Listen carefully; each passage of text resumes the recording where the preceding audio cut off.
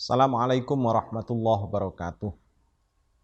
Bismillah, alhamdulillah, wassalatu wassalamu ala rasulillah, sayyidina maulana Muhammad ibn Abdillah, wa ala alihi wa sahbihi wa mawalah amma ba'du. Para sahabat dimana saja Anda berada, kembali kita bertemu di forum kajian kali ini. Pada kesempatan hari ini kita akan mengangkat tema tentang masalah utang piutang dan termasuk dalamnya adalah gadai. Para sahabat sekalian, manusia itu hidup tidak bisa hidup dengan sendirinya.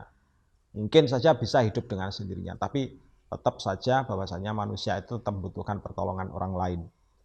Pertolongan orang lain ini kadangkala ada yang berupa tenaga, ada yang berupa motivasi, perkataan yang bagus, tapi ada juga kadang-kadang kita membutuhkan pertolongan orang lain itu dalam bentuk materi, termasuk dalam hal ini adalah misalkan pertolongan dalam bidang keuangan dan lain sebagainya. Nah, karena ada syariat tentang masalah tolong menolong ini, bahkan termasuk tolong menolong itu diperintahkan oleh Allah dalam Al-Quran, dan maka dari itu pada kesempatan yang sangat umum kita harus berusaha untuk melakukan tolong menolong dengan sesama. Utamanya tolong menolong dalam bidang keuangan. Kita sekarang karena kita fokus kajian kita pada hari ini adalah tentang masalah kordu atau dalam masalah utang piutang, maka kita fokus kajiannya pada masalah yang satu ini dulu. Pertama, kita memang tidak bisa. Kadang-kadang kita mau mendirikan sebuah usaha, kita kadang-kadang itu tidak punya modal dengan sendirinya, tidak cukup untuk memodali, atau tidak cukup materi kita untuk kita gunakan mengembangkan usaha, maka dari itu kemudian kita terpaksa membutuhkan pertolongan orang lain.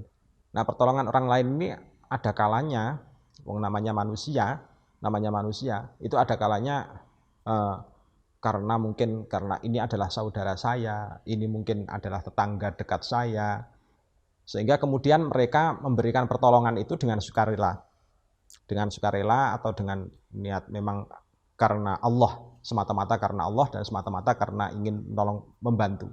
Nah, akad yang semacam ini disebut dengan istilah akad kordu hasan. Jadi kordu yang memang tujuannya itu hanya untuk mencari keridhaan Allah semata. Nah, ini contoh kordu hasan. Bentuknya, misalkan saya menghutangi Anda uang 1 juta. Masalah pengembaliannya saya tidak menuntut bahwasanya Anda harus mengembalikan pada waktu hari ini atau pada waktu yang telah ditentukan. Pokoknya tidak dibatasi dengan waktu. Maka kondisi semacam ini disebut dengan istilah kordu hasan. Tetapi sebaik-baik orang yang memiliki utang adalah orang yang tidak menunda-nunda dalam pembayaran. Sebab matlul ghaniyyi zulmun, menunda-nunda utang bagi orang yang mampu adalah termasuk kezaliman. Para sahabat sekalian, berikutnya ketika kadang-kadang kita mau melepaskan uang kita itu kadang-kadang juga susah. Sebab orang yang dihutangi mungkin karena punya track record tertentu, yang mungkin sulit untuk mengembalikan utang. Kalau misalkan diberikan pinjaman, kadang-kadang kita menemukan hal semacam itu. Tapi juga kadang-kadang karena kita pada waktu tertentu kita membutuhkan uang tersebut, sehingga harus ada jaminan. Nah, utang yang disertai dengan adanya jaminan semacam ini, jaminannya misalkan adalah jaminannya berupa materi, misalkan sepeda, tanah, dan lain sebagainya, maka utang yang semacam ini kita kenal dengan istilah akad gadai atau akad rohen. Nah, karena akad rohen ini termasuk bagian dari akad utang piutang, tapi cuma bedanya kalau akad rohen itu ada jaminan berupa barang, jadi wasikotan, jadi jaminan berupa barang sebagai kepercayaan. Maka dari itu dalam berbagai hal untuk larangan-larangan yang terjadi dalam akad rohen atau akad gadai ini juga menyerupai dengan akad kordu.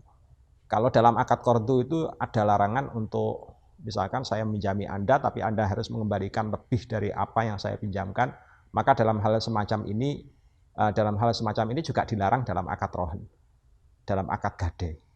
Ya, mengapa? Karena memberikan syarat bahwasannya orang tersebut itu harus mengembalikan lebih dari apa yang kita pinjamkan, itu termasuk akad riba, namanya adalah riba qardi. Nah, dalam rohen pun juga demikian. Dalam rohen, kalau misalkan dalam rohen itu juga dilakukan hal semacam, misalkan saya mau mengutangi Anda, tapi Anda harus memberikan jaminan barang itu kepada saya dan saya boleh memanfaatkan barang itu, maka itu termasuk dalam madhab Syafi'i, itu sudah termasuk adalah bagian dari riba dan termasuk riba qardi. Nah, para sahabat sekalian, dalam hal gade itu ada beberapa ketentuan, ya. Ada beberapa ketentuan yang diberikan di dalam akad gade itu khususnya untuk madhab Syafi'i. Ketentuan tersebut adalah bahwasannya untuk akad gade itu dilarang menggadaikan berupa uang. Jadi menggadaikan uang itu enggak boleh. Misalkan seperti yang beredar beberapa waktu ini, ada seorang punya uang 20.000, mau tukar uang dengan orang lain, tapi dianya punya uang 15.000, terus kemudian kalau ditukar menukar secara langsung, menurut mereka, jadi menurut orang yang menyebarkan ini katanya adalah termasuk riba, yang sementara 5.000-nya itu ditunda selama beberapa waktu. Nah, ini termasuk kata mereka adalah termasuk riba menurut mereka. Yang diperbolehkan menurut mereka, menurut kelompok yang menyebarkan ini, itu mereka mengatakan bahwasannya hendaknya yang uang 20.000 itu yang digadaikan. Uang 20.000 itu digadaikan sehingga kemudian orang yang menyerahkan uang 15.000 itu seolah-olah dia itu sedang menerima gade berupa uang 20.000, kelak uang 20.000 itu akan ditebus lagi dengan uang 15.000. Nah, akad semacam ini sebenarnya kalau dalam madhab Syafi'i, dalam konteks madhab Syafi'i itu masuk melakukan riba 2 kali. Mengapa? Karena dalam madhab Syafi'i itu dilarang satu, yaitu menggadaikan uang. Soalnya menggadaikan uang 15.000 ditukar dengan uang 20.000, maka itu seolah-olah pada waktu saat itu juga, itu berarti sudah terjadi riba.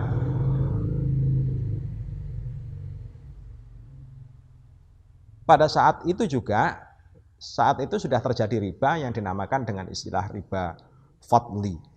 Mengapa? Karena sudah terjadi kelebihan di salah satu. Nah, padahal dalam syariat itu ditetapkan bahwasannya tidak boleh kalau misalkan ada barang ribawi sama-sama sejenis, itu tidak boleh ditukarkan yang satu ukuran itu ukurannya lebih. Misalkan 20.000 dengan 15.000 enggak boleh. Emas 1 kilo ditukar dengan emas setengah kilo enggak boleh. Harus sama-sama beratnya, yaitu 1 kilo ya 1 kilo. Beras 1 kilo ditukar juga dengan beras 1 kilo. Itu seharusnya berlaku semacam itu. Kalau ada kelebihan salah satu, maka sudah termasuk riba fadli.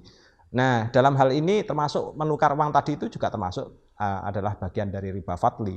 Riba fadli yang pertama adalah ketika menyerahkan uang 15.000 diganti dengan uang 20.000, terus kemudian riba yang kedua menyerahkan uang 15.000 untuk menebus uang 20.000. Ini yang tidak diperbolehkan. Jadi dalam madhab Syafi'i menggadaikan uang itu enggak boleh. Yang diperbolehkan itu yang digadaikan apa? Yang digadaikan adalah barang yang tidak susut nilai. Barang yang tidak susut nilai itu contohnya misalkan adalah tanah, sepeda motor kalau misalkan dalam hal ini sepeda motor tersebut tidak boleh digunakan, tidak boleh dimanfaatkan. Hewan ternak itu ada beberapa ketentuan di sana, yaitu kalau misalkan membutuhkan nafkah maka boleh untuk menarik ijarah, menarik upah untuk dalam rangka memberikan nafkah terhadap hewan ternak tersebut. Itu diperbolehkan kalau dalam hewan ternak. Tetapi secara langsung mengambil manfaat dari hewan ternak tanpa seizin dari pemiliknya, maka hukumnya adalah sudah termasuk kategori riba.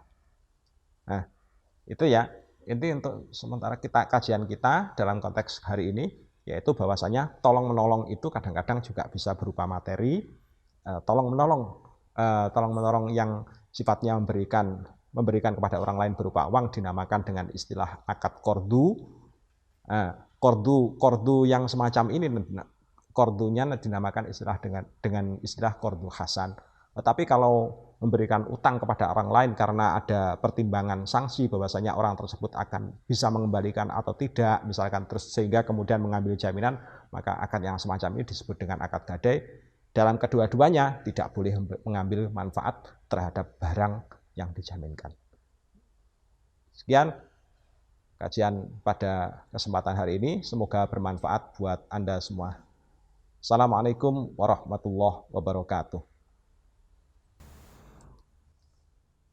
Saya Ustadz Muhammad Samsudin dari Pondok Pesantren Hasan Jufri Pulau Bawean mempersembahkan kajian ini untuk Anda, untuk Aula Channel.